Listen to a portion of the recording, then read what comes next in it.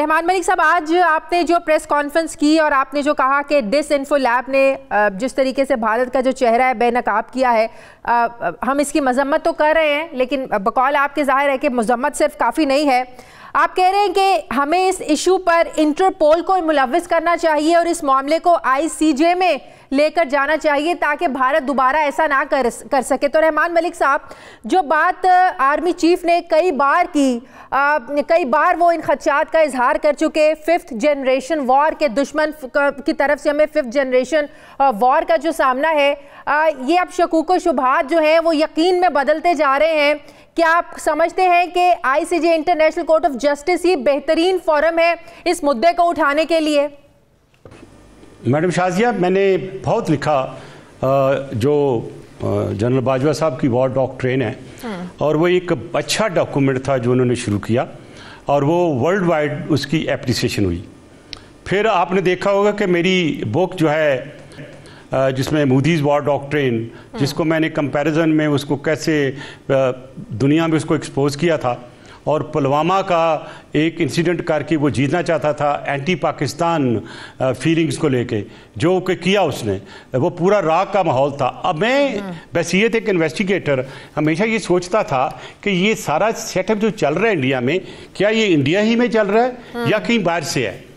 तो इन्वेस्टिगेशन जब मैंने 3 साल पहले शुरू की तो उस वक्त मुझे थोड़े खाके नज़र आए, जो कि मैंने पब्लिक किए हाउस में भी और मैंने अपने मीडिया को भी बताता रहा। लेकिन आपने देखा होगा 6 महीने पहले यही चीज़ जो आज मैंने एक्सपोज की है, काफ़ी इसके सैलिएंट फीचर मैंने बताए कि ये एक सोची समझी साजिश है पाकिस्तान के ख़िलाफ़। इसमें हाइब्रिड वार भी है, इसमें प्रॉक्सी वॉर्स भी हैं, इसमें over billions of dollars have been spent against Pakistan just to actually propagate and create poison and negativity. पहला ये था कि आपको याद होगा फैटफ में हमें ग्रे लिस्ट में डलवाया और यही वो फोरम था जो कि यूरोपियन यूनियन में बैठे हुए इंडिया की पूरा एक विंग है इसमें जो नेशनल सिक्योरिटी एडवाइजरी के नीचे काम करता है। और फिर आपने ये भी देखा कि जब कश्मीर का स्टेटस स्क्रैप किया उस वक्त भी इसी इदारे ने पूरी दुनिया में प्रोपेगेंडा किया। और फिर मैं आपको याद दिलाता हूँ कि यूरोपियन यूनियन से कुछ MPs आए, ये वही इदारा था जो लेके आया था। अच्छा, मज़े की बात जो है कि मैं जूं इसको इन्वेस्टिगेट कर रहा हूँ वो अजीब अजीब चीज़ें आ रही हैं। इवन बॉलीवुड के एक्टर्स एक्ट्रेसेस भी इस्तेमाल हुई, कुछ जो एक्टर जो मर गए हैं उनका नाम भी इस्तेमाल हुआ। वो जर्नलिस्ट जो इस दुनिया में नहीं है but they were good journalist, good writers, उनका भी नाम इस्तेमाल हुआ। फिर इससे और क्या आएंगे कि वो इतने मुनज़्ज़म तरीके से पाकिस्तान के खिलाफ चल रहे थे कि 110 मुल्कों में इन्होंने अपनी शाखें बनाई। क्या इसके खिलाफ एक्शन लेगी रहमान मलिक साहब? देखिए मैडम शाजी, हम सॉरी, कोई किसी के लिए एक्शन नहीं लेता। एक्शन खुद लेने होते हैं। आप देखिए अफ्रीका से एक छोटे से मुल्क से एक अटॉर्नी जनरल उठा, उसने हरंगा के मुसलमानों को जस्टिस दिला दिया। मैंने ये जो प्राइम मिनिस्टर को लेटर लिखा है आपके सामने है, तो उसमें मैंने उनसे 3 मुतालबे किए हैं। एक मैंने कहा है कि हाई पावर्ड एक कमीशन बनाए जिसको हेड चेयरमैन PTA करे, और ये जो कुछ भी इंडिया ने हमारे यहाँ हैकिंग की है, हमारे यहाँ जो साइबर अटैक्स किए हैं, साइबर सिक्योरिटी की वायलेशंस किए हैं, और ये जो डिस इन्फो में सारी इंफॉर्मेशन जो पाकिस्तान के ख़िलाफ़ इस्तेमाल हुई है, इसको सबको इकट्ठा कर लें।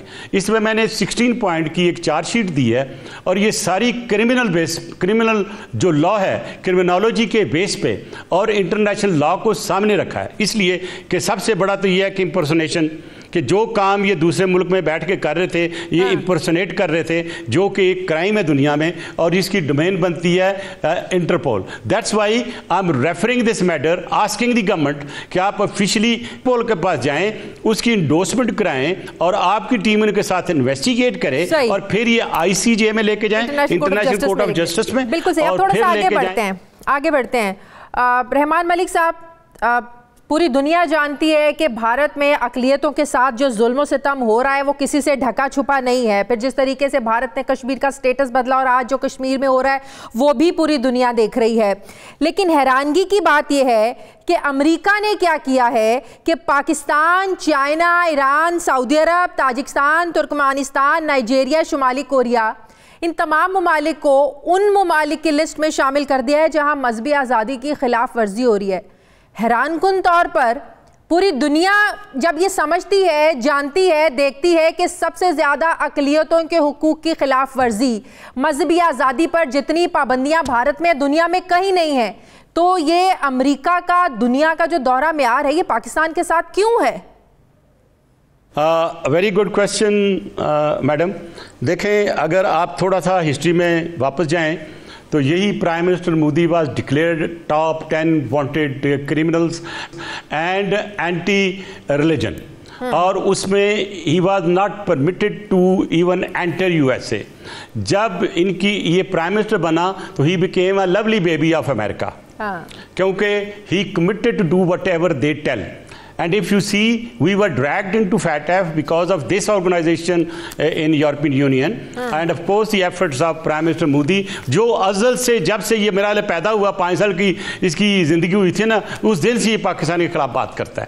اور پھر جس انداز سے RSS نے مسلمانوں کی لیے ایک علیحدہ ملک کو جیسے اپوز کیا وہ بھی آپ کے سامنے ہے. RSS نے اپنے ہی گاندھی کو کیسے مارا وہ بھی آپ کے سامنے ہے. اب مودی جو ہے مہا مودی بننا چاہتا ہے، مہاتما گاندھی کو کاٹ کے یہ مہاتما مودی بننا چاہتا ہے. اس لیے اس نے دیکھیں، اور جو امریکہ کے ساتھ اس کی جو گٹھ جوڑ ہے وہ basically because of the cold war between China and America. اس کولڈ وار میں he is playing his dirty role against Pakistan and China. تو دیر فور یہ اس کو کچھ نہیں کہتے. اور یہ دیکھیں ریلیجیس جو ایکسٹریمزم پلس جو ریلیجس ڈسکریمنیشن ہو رہی ہے اس وقت جتنی انڈیا میں ہو رہی ہے کسی جگہ نہیں ہے. دور کیا جانا، کشمیر کا مسئلہ دیکھ لیں. آج 498واں دن ہے کہ کرفیو لگا ہوا ہے اور امریکہ کو نظر نہیں آ رہا ہے. کیا ڈونلڈ ٹرمپ کو نظر نہیں آئے گا؟ ساری چیزیں ہیں اس کو کنڈون کر رہے ہیں یہ، بلکہ یہ سپورٹ کر رہے ہیں ان کو. I am sorry to say the champions of human rights are actually favoring India. کہ امریکہ کے جو نو منتخب صدر ہیں جو بائیڈن، ان کے آنے سے امریکہ کی جو کچھ پالیسیز ہیں ان میں کوئی تبدیلی آئے گی؟ آپ نے پچھلے مہینے جو بائیڈن کو ایک خط بھی لکھا جس میں FATF میں پاکستان کے خلاف امریکی جو شکایت تھی ان کو واپس لینے کا کہا گیا، اس خط کا کوئی جواب آیا آپ کو؟ مجھے اکنالجمنٹ آ گئی تھی، اور ان کے ساتھ بہت سے لوگ ہیں ڈیموکریٹک سائڈ سے جو ان کے ساتھ کام کرتے ہیں، اور ان کے ساتھ میری اچھی بات چیت ہے. ایون جو بائیڈن صاحب جب فارن ریلیشن کمیٹی کے چیئرمین تھے اس وقت بھی میری ان کے ساتھ ملاقاتیں بھی تھی، کام بھی اکٹھا کیا. مجھے محترمہ بینظیر بھٹو شہید صاحبہ نے ملوایا تھا when we went to USA. پھر وہ یہاں بھی آتے رہے. Then he visited as a vice president. جب میں انٹیریئر منسٹر تھا اس کو آتا جاتا تھا. تو میں نے ظاہر ہے میں یہ سمجھتا ہوں کہ مائلڈ ہیں، اور وہ انہوں نے پاکستان کی سیکریفائسز ہوتے ہوئے دیکھی ہیں. انہوں نے ہمارے 70,000 لوگ انوسنٹ شہید ہوتے دیکھے ہیں. میں سمجھتا ہوں کہ as compare to Donald Trump ان کے دل میں پاکستان کے لیے تھوڑی بہت ہمدردی ضرور ہوگی. لیکن اس کے ساتھ میں یہ کہوں گا کہ امریکہ کی پالیسی بیسیکلی پینٹاگون، CIA اور اسٹیٹ ڈپارٹمنٹ بناتا ہے. تو لہذا جو تو پالیسی چل رہی ہے اس میں شاید تھوڑا بہت اثر انداز ہو جائیں جو بائیڈن، لیکن آپ یہ نہ سمجھے کہ ہمارے لیے کوئی بیڈ آف روزز آ جائے گا ان کے ساتھ. جو ان کی پالیسیز بنی ہوئی ہیں وہ چلتی رہیں گی. ہمارا پاکستان کو لے کر تو ہمارے کنسرنز ہیں نا، یا ظاہر پیس پروسیس میں پاکستان نے ایک بڑا اہم رول پلے کیا ہے. تو جو بائیڈن کے صدر بننے کے بعد کیا افغان پیس پروسیس کے جو مراحل گزرے ہیں یا جو انٹرا افغان مذاکرات کا معاملہ ہے اس میں کوئی آپ سمجھتے ہیں کہ تبدیلی آ سکتی ہے؟ دیکھیں اس میں 3 فیکٹر ہیں. ذرا بڑا امپورٹنٹ سوال کیا، اور آنے والے وقت میں دیکھیں اس میں جو سٹیک ہولڈر اس وقت افغانستان میں ہیں وہ آتا ہے پریزیڈنٹ غنی عبداللہ، اور اس میں جو افغان فیکشنز ہیں طالبان کے. اب پرابلم یہ ہے کہ افغان فیکشن جو طالبان کے ہیں ان میں آپس میں بہت رفٹ ہے. اور میں نے پہلے بھی یہ کہا تھا، قطر جانے سے پہلے میں نے ان کو ایڈوائز کیا تھا کہ سب سے پہلے تو آپ کنسالیڈیٹ کریں افغان طالبان کو، وہ ایک گروپ کی صورت میں آپ کے ساتھ سائن ان کریں. اگر 10 جو گروپ ہیں ان میں سے آپ 4 کے ساتھ سائن کر لیتے ہیں، 6 کے ساتھ نہیں کرتے تو وہاں امن قائم نہیں ہو سکتا. لہذا آپ نے دیکھا ہوگا کہ یہ ہوگا. ساری میرے ورڈز یہ ٹھیک نہ ہوں، مجھے جو نظر آ رہا ہے کہ افغان جو ہیں ان دونوں میں سے کسی ایک کو ایلیمینیٹ کریں گے جو مجھے نظر آ رہا ہے سامنے، کیونکہ ان کا تو لڑائی چل رہی ہے، بہت حملے ہو رہے ہیں. اب پاکستان اس وقت تھوڑی مشکل میں ہے کیونکہ پاکستان کی سروائیول دل اور پاکستان کی خواہش اور پاکستان کی بہتر یہ ہے کہ safe Afghanistan is safe Pakistan. بالکل. اب یہ چیز انڈیا کو پسند نہیں ہے. جب بھی کوئی پاکستان اچھا عمل کر کے لے کے جاتا ہے کنکلوژن کی طرف ڈائلاگ کو اور عمل کو, اس معاہدے کو, تو انڈیا بیچ میں کسی نہ کسی طریقے سے سپلنٹر مار دیتا ہے.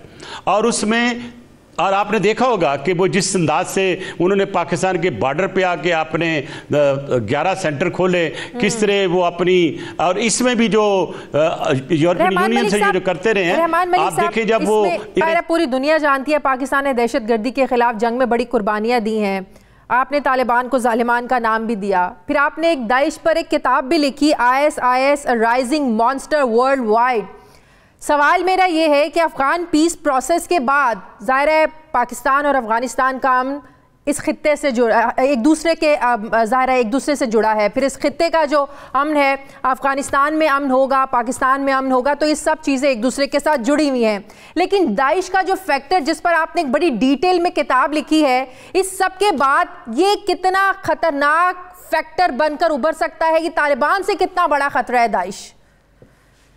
Daesh is a monster created by West and now getting out of hand, exactly like Al-Qaeda.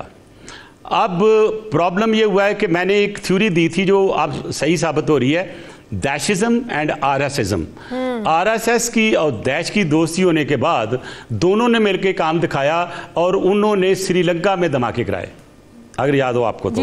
اور 2 ضلع ہیں کرناٹک اور اس کے ساتھ کا جوائننگ ڈسٹرکٹ جو ہے, وہاں پہ باقاعدہ کیمپس ہیں ان کے داعش کے, اور یہ داعش کو باقاعدہ ان کی total support in terms of terrorist financing ہوتی ہے, وہ نظر نہیں آتی ویسٹ کو. اور ایک امپورٹنٹ چیز میں آپ کو بتا دوں کہ جب یہ عراق سے یہ اٹھی تھی داعش, اور اس وقت یاد ہے کون لوگ پیچھے تھے, میں اب زیادہ بات نہیں کرتا اس پہ, لیکن اس وقت ڈول جو اس وقت نیشنل سیکیورٹی ایڈوائزر ہے, he met Zarqawi and everybody at that point of time, اور یہ معاہدہ اسی وقت ہو گیا تھا کیونکہ they wanted to bring Daesh into Kashmir to sort out the Kashmiri actually مجاہدز, اور یہ ہوا, اور اب بھی کشمیر میں وہ استعمال ہو رہی ہے, اور آنے والے وقت میں یہ افغانستان میں زیادہ استعمال ہوگی, کیونکہ اب ہماری اطلاعات یہ ہیں کہ جو افغان طالبان ہیں ان کا اور داعش کا معاہدہ ہو چکا ہے, اور وہ معاہدہ basically against anything which goes not in favour of Taliban. Daesh کا معاہدہ ہو چکا ہے, تو پھر یہ جو پیس پروسیس اور یہ پیس ڈائیلاگز ہیں, یہ کس بلا کا نام ہے پھر؟ تو اگر یہی آپ کی میں بات لوں تو پھر تو ہم یہ 20 سال سے یہ پروسیس چلا رہے ہیں. کبھی یہ جرمنی میں ہوتا ہے, کبھی یہ قطر میں ہوتا ہے, کبھی یہ جدہ میں ہوتا ہے, کبھی مکہ شریف میں ہوتا ہے. ہر جگہ فیلئر کیوں ہوتی ہے؟ کیونکہ سپلنٹر آتے ہیں نا, تو داعش اب انڈیا کے کہنے پہ چلے گا. اور ایک چیز میں اور عرض کر دوں اس میں کہ جب یہ سارا عمل جاری ہے, داعش کا جو رول آگے آ رہا ہے, میں چائنا میں بھی دیکھ رہا ہوں, کیونکہ اب جو انڈیا ہے وہ صرف یہ اسٹرکٹ نہیں کرے گا افغانستان تک, وہ اس کو استعمال کرے گا وہاں پہ لداخ کے راستے چائنا میں بھی. تو یہ ایک بہت بڑا مانسٹر جو سامنے دیکھ رہی ہے, پاکستان کے لیے بھی خطرہ ہے. کو یاد ہوگا جب سب سے پہلے میں نے کہا پاکستان میں داعش ہے تو لوگوں نے اپوز کیا مجھے. 2014 میں اسلام آباد میں آپ نے پریس کانفرنس کی تھی اس پہ. ایگزیکٹلی, اور پھر نہیں مانے تھے, آج سارے مانتے ہیں. لیکن ابھی بھی ایک چیز بتاؤں, میں اپریشیٹ کروں گا اپنی انٹیلیجنس ایجنسیز کو جو اس وقت دور رکھے ہوئے ہیں. اب یہ بیس ہیں سارے افغانستان میں, وہاں سے آتے ہیں, ہٹ کر کے چلے جاتے ہیں. ابھی بھی دیکھیں نا یہ جو معاملے ہوتے ہیں, وہ انہوں نے اچھا طریقہ نکالا, وہاں سے آئے, بیس بدل کے آئے, اپنا کام دکھایا اور چلے گئے. تو اس لیے ہمیں داعش سے بھی, القاعدہ سے بھی, اور طالبان جو ہمارے پاکستانی طالبان نے بھی ان کے ساتھ انڈرسٹینڈنگ کر لی ہے. تو آنے والے وقت میں اگر ہم نے کنٹرول نہ کیا, اور سب سے بڑی جو بات میں سمجھتا ہوں اس وقت ہمیں کرنے کی ہے وہ ہے ہماری انٹرنل یونٹی. میڈم, ہماری اتنی پولرائزیشن ہو چکی ہے, میں پوری قوم سے, اپنی پوری پولیٹیکل لیڈرشپ سے کہوں گا, آج کی میری پریس کانفرنس میں جو میں نے چیزیں ایکسپوز کی ہیں, آپ اسے دیکھ سکتے ہیں کہ انڈیا ہمارے کتنا خلاف ہے. وہ پاکستان کو توڑنے میں, پاکستان کو انفلیٹ کرنے میں, پاکستان کی سلامتی کے خلاف ہے. اس لیے آپ اپنے اداروں کو پروٹیکٹ کریں. مجھے آج کسی نے سوال کیا فوج پہ سوال کیا, تو میں نے کہا یار ہر چیز نکال کے کھینچ کے فوج کی طرف مت لے کے جاؤ, ہماری فوج ہے, ہم نے پروٹیکٹ کرنا ہے.